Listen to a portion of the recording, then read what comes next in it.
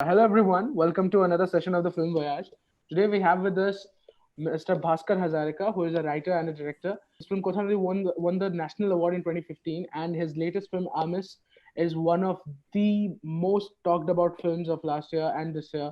This is such an amazing opportunity that we have. Thank you so much for joining in, sir. Thank you so much for having me. It's Yeah. always good to interact with people who have watched my films and have appreciated them. So let's just start right from the beginning. I was kind of scouring the internet for preparing for this, and I found out, and I didn't know this. You were one of the story writers on Abbas Mustan's Players. That is correct. That was my big Bollywood experience. This was Oh, like I think almost like 10 years ago now. yeah, almost 20 years ago. Yeah.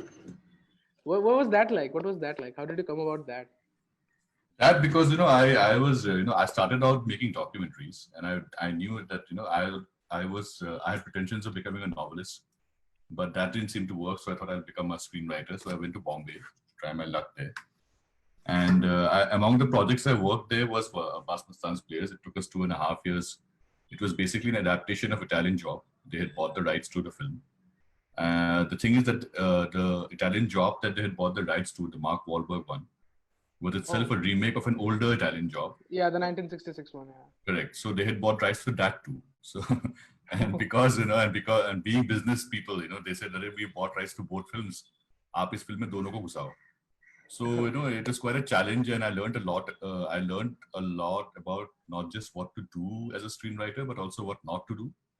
And well, just suffice it to say, it was a very disillusioning experience. And I sort of quit Bollywood and I started doing my own stuff. I've seen in interviews of yours that you did that after your kind of your encounter with Bollywood, you kind of moved back and decided to make your own first film. Let me take you back a little bit before that. When you were doing MA in television and films, if I'm not wrong. I was doing an MA in film and drama. Film and drama. Okay. Right. Yeah. So during that period, like what was it about? You went to a film school, which, like, of course, it's not literally a film school, but you have an aesthetic sense of cinema, and you train to be that. So what is it about? Like, when did it start? When did your fascination with storytelling, visual storytelling, start? Well, it started. First of all, I was doing my MA in England. I was looking to become a cinema academic. So I had joined an MA program in film and drama. It is not a film school kind of a course, but yeah, we had a practical component where we had to shoot films and edit it ourselves. But apart from that, my plan was to basically teach cinema at some point. Things didn't work out, and I couldn't, get the funds to continue studying in England for my MPhil. So I sort of came back to India, and then I started, working on documentaries and stuff. So, but before that, back in school, I remember, when I was in class 11, there was this, we had a school library, and there was a whole series of books called After 10 Plus 2 What. So most of the kids that time, used to go through those books, and there were choices like accountancy and this and that. And I saw one thing called film. So I thought, okay, this looks interesting, because I was anyway more prone towards, I had made up my mind not to like sort of become the traditional Indian person who goes for engineering or management or whatever. So I knew I had to do something creative, and I thought film was a very good idea. So I started thinking about it seriously when I was about 15, 16. Oh. So, but what was it like? What was it about that thing that kind of egged you on? Because you're primarily a writer. You're primarily a writer. You write for you were writing a web series a while back, and how did you stumble upon this? Like, visually expressing your art. What's about it that kind of attracts you? Well, that's true. I call myself a writer-director because writing is what started me off in cinema. But, like I said, I realized very early on that people are not really reading books anymore. If you can sort of tell your stories through the visual medium, you reach out to more people. So it was not so much of course, the cinema is more, in quotes, glamorous than life as a writer, I guess. But that was not the point. The point was to like reach out with your stories to more people. And I felt books were increasingly becoming a limited medium. Not many people were reading books anymore. So that is why I switched to, trying to tell my stories through cinema. Wow. So when you came back from from your Bollywood experience, you decided to make your first film. What was that like? When did you exactly decide that okay, now I have to make my first film. I have to direct. I have to start directing now. Oh, that happened really late in life. In 2012, when I quit After Players and two, three other projects that I did in Bollywood, I sort of quit and I said, and I started writing Kothanodi, my first film. Yeah. And I realized, at that point, I was completely, the whole Assamese cinema scene was completely alien to me because I had never thought about going back home to do my art. I always was west, like looking more towards Bombay all my life for uh, for my work, career in cinema. But when I wrote Kothanodi, I realized this is a film that has to be rooted in the culture it's come from.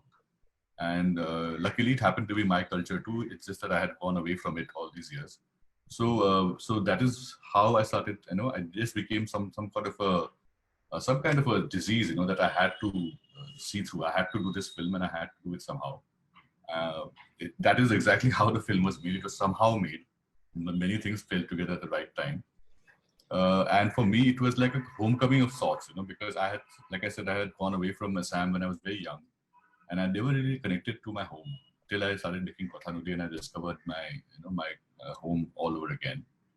So that is what had happened. So Kothanodi was not just like a step in up my career. It was just that this film, I didn't know what would happen to me if the film would turn out to be good or would people like it or not. I just knew I had to make it. So that is how it, and I'm not a particularly courageous person. Till then, I was not.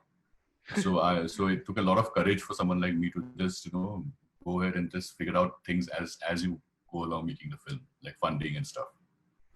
So making a film like Avis and you're saying that you're not courageous, I mean that is really contradictory. People would beg to No, differ.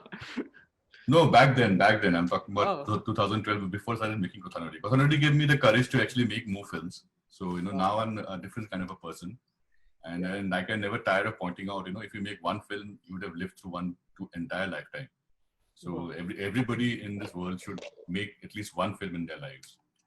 Yeah, that's kind of something. So when tell me a little bit about like that homecoming that you're talking about while making Kothanadi, and this is something that a lot of filmmakers refer to, that when when they go back to their roots, which they have been detached from for a while, they have a broader perspective, and they kind of have you know which is perhaps the reason why a lot of regional cinema like because people are really they're really inhibited when it comes to calling their films in that bracket, in that number plate kind of a bracket, that okay, this is an Assamese film. But when you're making a film which is inherently stemming from that culture that you have been detached for a while, does it give you a broader perspective on that culture so that you can kind of when you're making it you can uh, okay, let me ask you this: were you ever thinking that okay, I have to make this film, and of course you've said it very openly that you wanted to bring Assam into the in the forefront here, but what were your preconceived ideas about this thing, that okay, I have to show this part of my culture, I have to show that part of my culture as well, so that it makes sense to a larger audience? Was that ever your predicament? Not at all, not at all. I don't approach cinema like that, but when I'm trying to, because, see, I try to write my own scripts. Yeah. So for me, it's everything is about the story. There is nothing, no, everything else is just incidental to the story. Right. So I said the story had to be in Assamese because these were folk tales. And these, you cannot do that. I mean, you can do it in another language, but it will not feel as real as it would feel if we do it in the original language in which the stories were told. So for me, it is always about story. It's not like, I'm going to show a Sam to the world or whatever, not all those things were not even, part of my calculations at all. I just wanted to tell the story well. So when it came to this, the stories, the folk tales, and you spoke in Dharamsala, I guess that a lot of these stories, this grandma's tales that you picked the stories from, a lot of these stories were not as cinematic as a filmmaker would like them to be. But you picked out these stories that have this. How was what was the process of interlinking them? Like the one character kind of going into the other another story and kind of making it more like a hyperlink narrative. I mean, you can guess that the person making this is primarily a writer, because you get that sense from the characters and the way they are functioning. What was that like, interlinking those stories? Well, Kothanodi is based on 4 stories from a compendium of folk tales that has Yeah, 20 stories. yeah, So this is a case that I've learned since I've figured out myself that not every story that is written for the print form makes for good cinema. Okay, like when people adapt a story for cinema, sometimes the story is written for book form. But in cinema, it's very visual dependent. So stories which have great visuals, if you just read a story and you understand that okay, this can make for a great visual in cinema. So those are the stories I picked up. And the idea of linking them together, well, it was actually I was a huge admirer of Amores Perez as a Mexican film, yeah, and I had just seen it like probably when it came out 2 3 years later after that, and I wanted to try something like that because I'm a big fan of experimenting with the structure, not so much the content, but the way the story is told. In the thousands and thousands of years that people have been telling stories, what makes it original is the way you're telling the story, which would mean true. experimenting a little bit on structure, on structures of storytelling, and that is what Amores Perez very beautifully illustrated for me as a way forward to tell a multi-narrative story.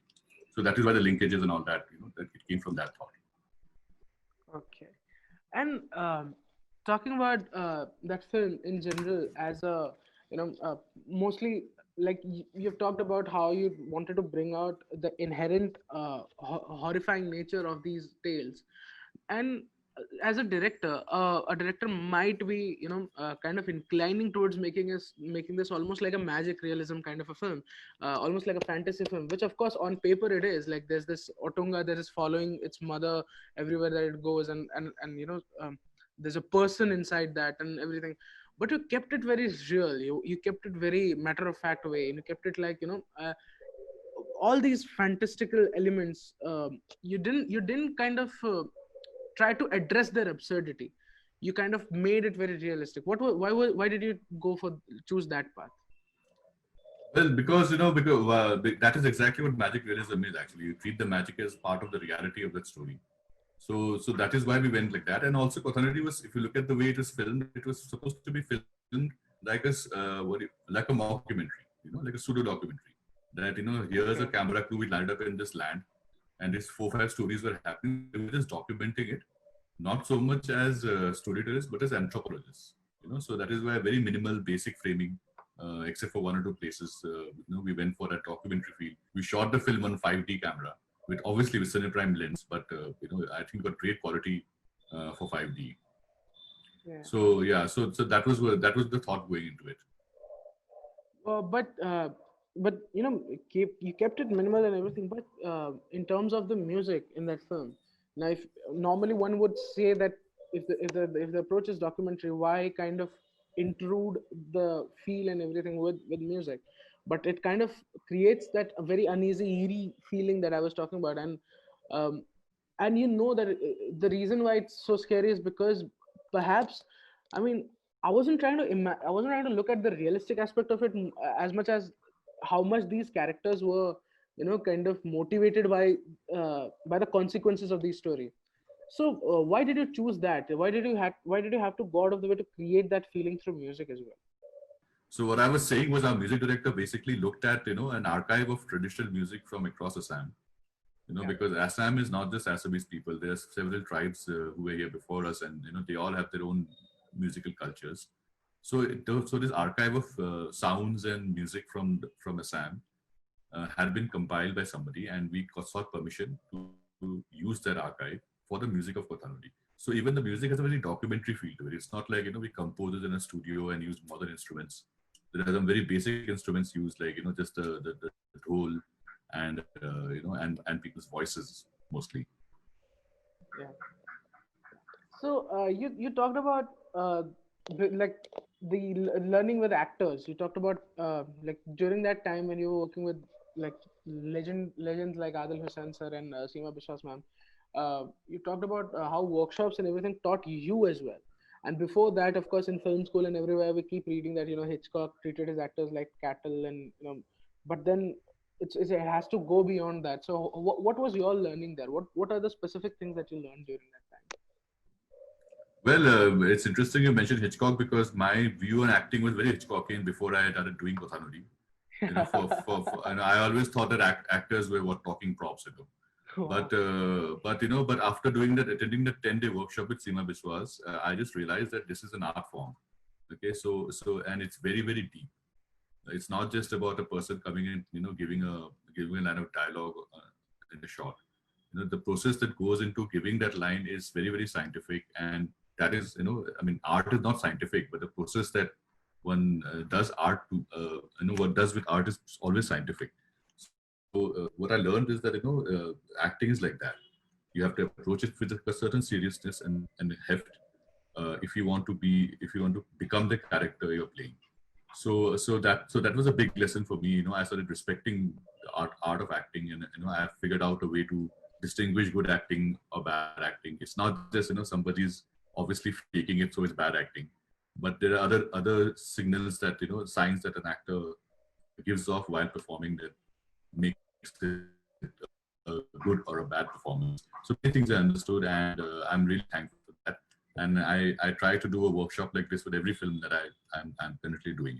In the case of Kothanodi, this is a like these are characters like of course taken from folklore, and when it comes to folk tales, we know that the emotions are very raw, very human, which is why we relate to them. But when it comes to acting them out, what were your specific instructions, or what did you kind of nudge the actors towards when it came to relating to that material and finding that character which on paper is very fantasy like, but like for example Seema Biswas's character is a mother who is so greedy she kind of sacrificed her own child in that way. I mean, of course, I'm really sorry if anyone has not seen Kothanodi, please watch the film first and you can catch this interview later, because it's going to be a very spoiler filled discussion.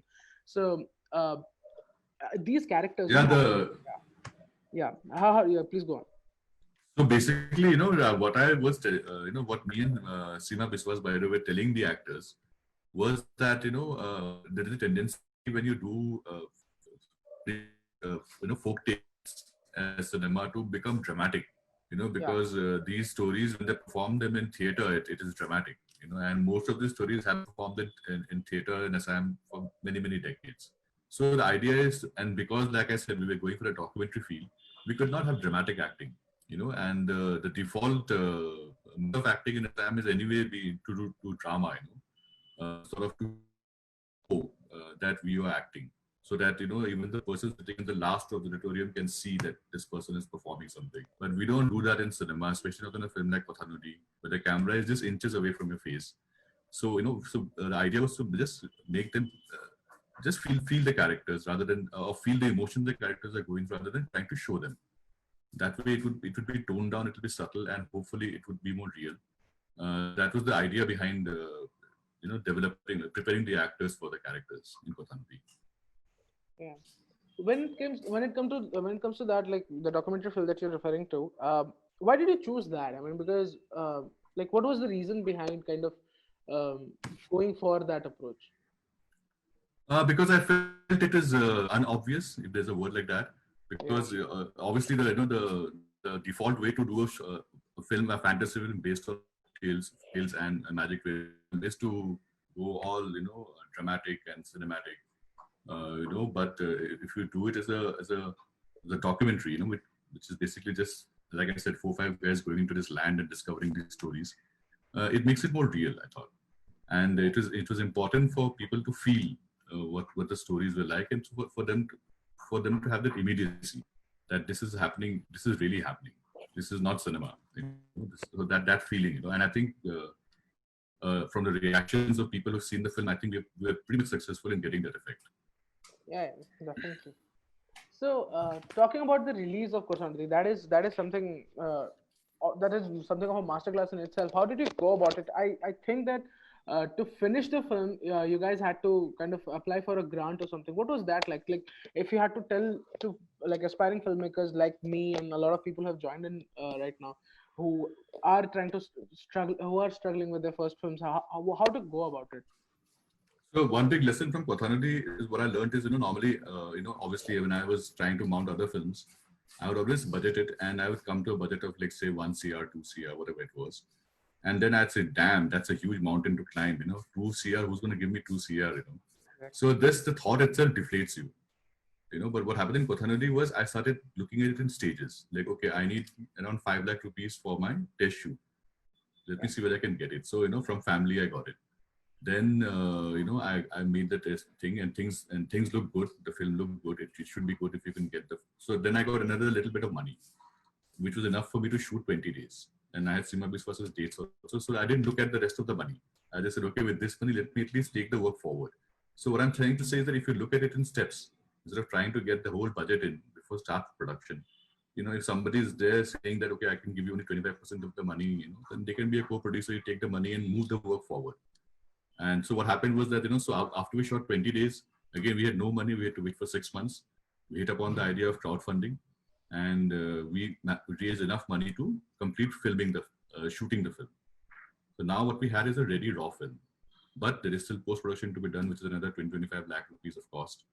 Where to get that money from? So I started applying to grants, and one of the grants responded, the Asian Cinema Fund in Busan, which took care of our sound mixing and our the DI color correction and DCP creation. So and because it got that grant, we were automatically selected for the Busan International Film Festival, which is one of the biggest film festivals in the world. So that really helped. So that is how the film was complete. So that's what I'm saying, that you look at raising funds for your film in stages. And as soon as you get, even if you get a small amount of money, which is enough for 3 days of shoot, just try and see what you can do. Maybe you can do 1 scene, 2 scenes with your actors. So that's what I learned from Kothanodi. But what about like when you're making a film like that in stages and with kind of gaps that long, like you had to wait 6 months? Logistically, how is that feasible? Like, what are the things that you took care of? Because in terms of like smaller things like continuity and stuff like that. Of course, yeah, those issues are always there, and if you have a good team, these things can be sorted out. But what helped in Kothanodi was that there were 4 stories in it. Even though the film was edited in such a way that the 4 stories were going together, when we shot them separately. So that basically looking at shooting 4 short films. So that way, in those 20 days, I shot 2 of the stories, and then after 6 months, I shot the other 2. So there was not much of a continuity jump because they were different stories, So and then in the edit table, we put it all together as per the script. Okay, so how and talked about applying to grants when it came to like finishing the film. What was what are the things that a filmmaker should keep in mind while kind of applying for such grants? Like this is the kind of this is the kind of festival that'll help this kind of a film, or because of course you are primarily functioning in the genre space, and which is something that we don't usually see people kind of making cross genre films. What are the things that you kept in mind, or did you just apply to every grant that you came across? Yeah, pretty much. Every grant that I came across, I applied to it. There are a lot of interesting grants that help out first-time filmmakers. Good thing about these grants is that they all are very good for first-time filmmakers. They look for first-time filmmakers. So definitely take your film to, there are finishing funds available in Doha, I don't know what's called, Doha something. Anyway, just check the Doha Film Grant. Then there is Hubert Bas Foundation in Rotterdam that funds many things about in the film cycle. ACF, Asian Cinema Fund, which I got, they also have a script development fund. So they give you about 6 lakh rupees and 6 months to write your script, which is great. Because hardly anybody pays for script writing. Yeah, definitely. So yeah, so just do a Google search, you'll find lots of grants. Yeah. So now before I go, let's start talking about Aamis. One thing that I wanted to ask you, since you were kind of interlinking these stories in Kothanodi, and towards the end, where it becomes very, like each story is kind of reaching its own crescendo and its own intensity, and you're kind of interlinking it very closely, you're cutting it very closely, which is, I mean, for me, because I'm a very meek person, it was very tense. It became very tense and become very difficult to watch. It felt very uneasy. Mostly when it comes to interlinking stories, we see filmmakers kind of cutting it towards the end, conglomerating the whole story together in one space. But you didn't have that. What was that thought behind, that each of them had to reach their climax while and intercutting them? Don't you think that the effect of each story was going to at any point dissipate if you kind of took that path? Not really, because all of the, they were all happening in different spaces. Yeah. But with the emotions like you were feeling when you were looking at each climax was similar. You were feeling horrified at the climax of each story, Yeah. right? So there is a unity there. So it may not be a same geographical space in which this climax was happening, but there was unity in the mind space, because the audience is feeling only one emotion, which is horror. If I keep flipping, from comedy to horror to drama, then it would have been weird, because there is a cohesion, because the emotion that is being trying to convey through the climax is fear. Yeah. Was it like did you think of that right before you started, like during the writing stage as well, that it's going to be edited like that towards the end? Yeah, it's pretty logical, isn't it? Because otherwise it wouldn't have worked. So I knew that already. Yeah. So, okay, now coming to your Aamis, which is something that everyone here, I think, must be like, waiting like crazy to talk about, to hear from you about. So, Aamis is like, it's kind of like an open secret that you observed people watching, eating KFC chicken, and just the way they were eating, and it kind of gave you that idea. I want to ask you that when it comes to writing a film like that, purely from a screenwriter's perspective, what one tends to do in a story like this is to keep that whole okay, spoiler alert, guys, that whole flesh eating aspect of it uh, as a shock value, like a shocker towards the end, that oh, okay, shit, that's what they were doing. And but you kind of midway we know that this is what's happening. What was that like? What were the earlier drafts of that story like? No, it was pretty much the way it was, the way you saw it on screen. Yeah, I mean, it was, the idea is never to shock. The idea was to provoke people. Because what we were trying to explore in Aamis was that how quick are we to judge people who commit crimes, right? Yeah. Because we seem to forget that we are also human beings like them. So given the right circumstances, we may also end up doing something fucked up like that. But our culture, and especially our electronic media, it encourages us to be judgmental of criminals. And like I keep saying, it's okay to hate the sin, but do not hate the sinner, because it could be you tomorrow, right? So now you see these two regular people who are just like us, and having problems just like us, romantic problems just like us, and you start to like them. So when they cross this border, this taboo, it becomes more difficult to like them. But you cannot not like them, because you understand where they came from. They were just trying to be decent people, and whatever the mainstream expected them to be, which is like respect, fidelity in a relationship. So it becomes difficult for us to completely hate them, because they're just like us, and that is why the film ends in an emotional note, not in a shocking note. Yeah. The idea was always to tell people that in the last scene you can see the news media judging them very harshly. Yeah. Which is what other people who don't know the full story would do, but because we followed them from the beginning, we understand, that okay, they will get punished because they committed a crime, but it doesn't mean we have to hate them. This thought that you were going with, that people are very judgmental. Normally in a story like this, structurally, what one tends to do is to look at the people's perspective first, and then kind of dissect that, okay, what you're seeing is may not be the whole story, you don't know the whole story, why did they end up committing what they did. uh, but you kind of followed them from the beginning, and the people and the worldly aspect of it came in the end. Why did you choose to do that? Because it was a story not about the people. It is a story about these two people, so obviously I had to stay with them. And that was the idea. It was obviously you could tell the story in a non-linear way. Like you said, you could have an investigation or something, and then through that we see the whole story. But that wouldn't have had the effect that I wanted to have in the middle of the film, where it's like leading people, the audience. It's like what I say, audience manipulation. Because filmmakers or any artist whose art you are consuming is manipulating your emotions. So sort of, in the first 45 minutes of the film, you just lead the audience up a rosy path. It's a stereotypical story about an older person and a younger person in love. And suddenly you take them up a cliff and throw them down. and then you see the effect it has on the audience. So I enjoyed that. So I wanted to tell that story like that, just sort of hoodwink the audience. Yeah. And what was the reason behind like there's this meat loving guy, and he is literally like an artist. He talks about meat, and this woman, when she kind of brings her own flesh to feed him, he throws up.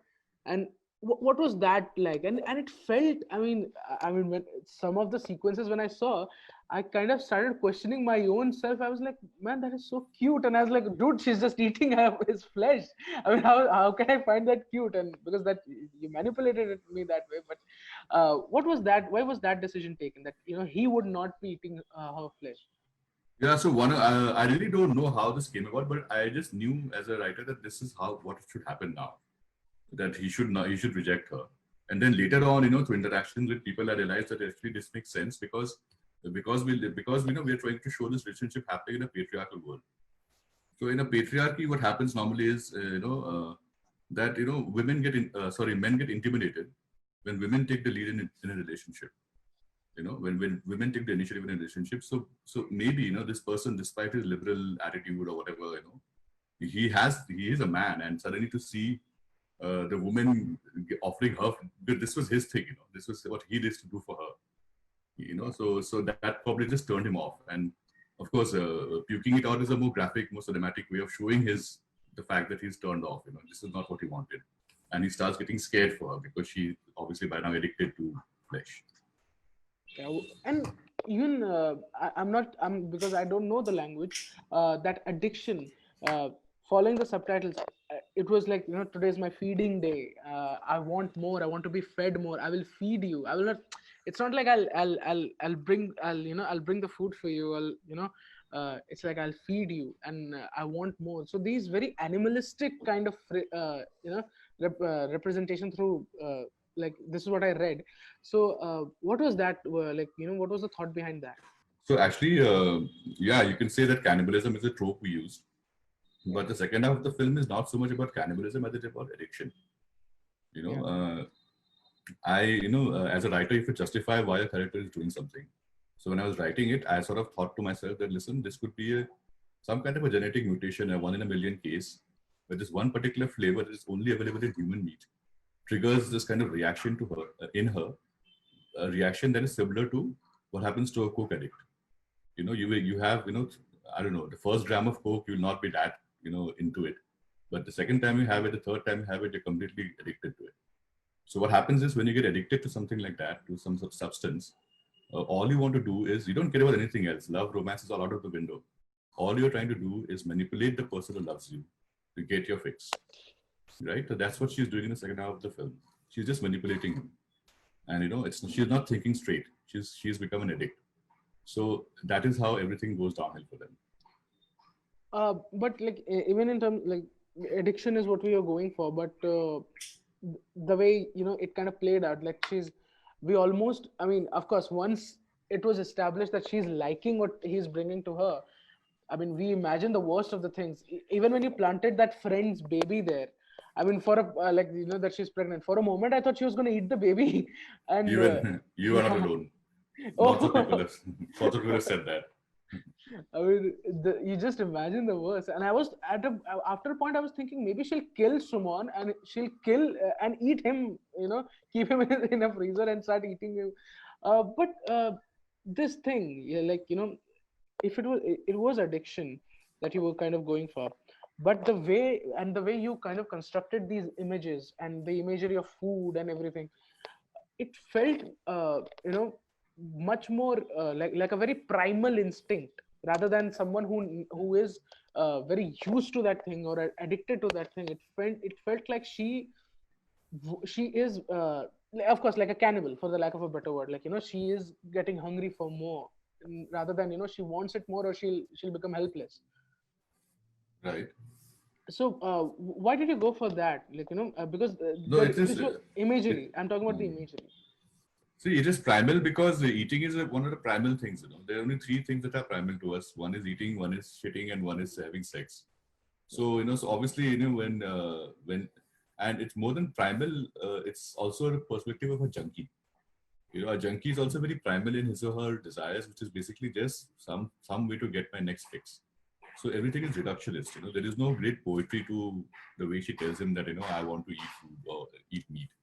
Just she just tells him I want it now, which is any junkie would do. So it was like that. It was supposed to, it was supposed to be treated like that so that it looks more real and immediate. Yeah.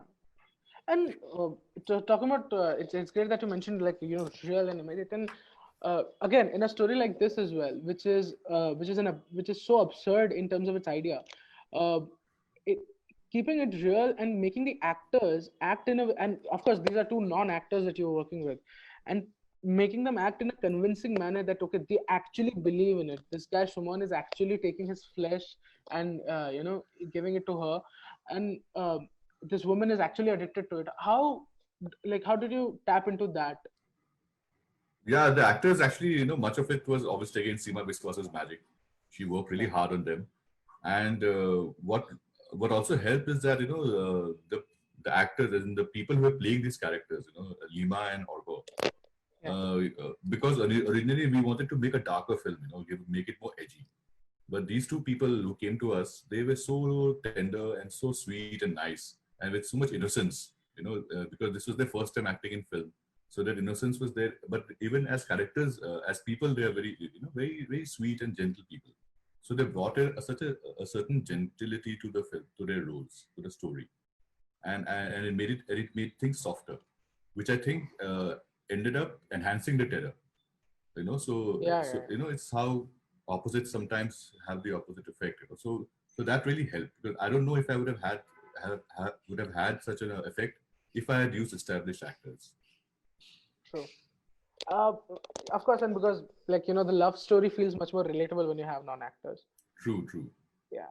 And one image that kind of really stuck with me while watching is that there's this shot that you took of the CCTV camera, and towards the later half of the film, almost Yeah, yeah. nearing the end, and that seemed like a smiling face with red eyes.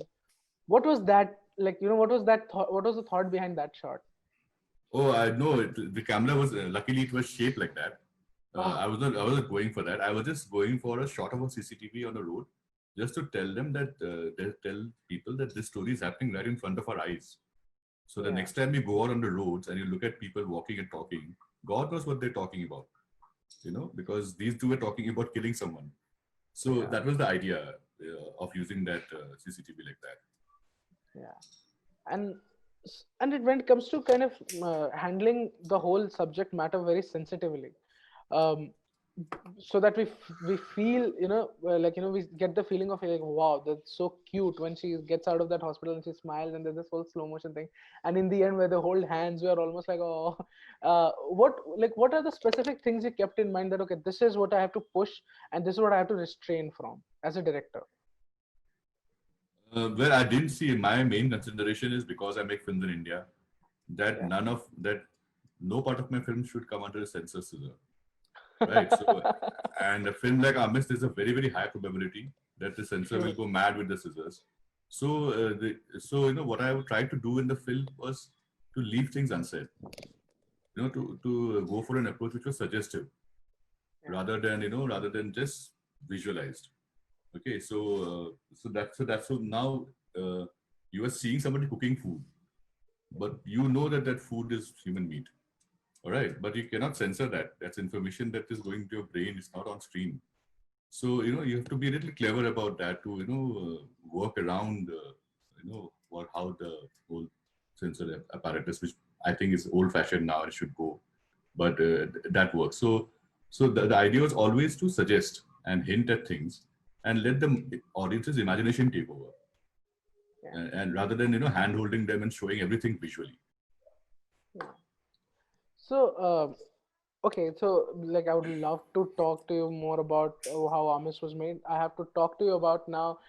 What was the Amis had a very unique distribution strategy.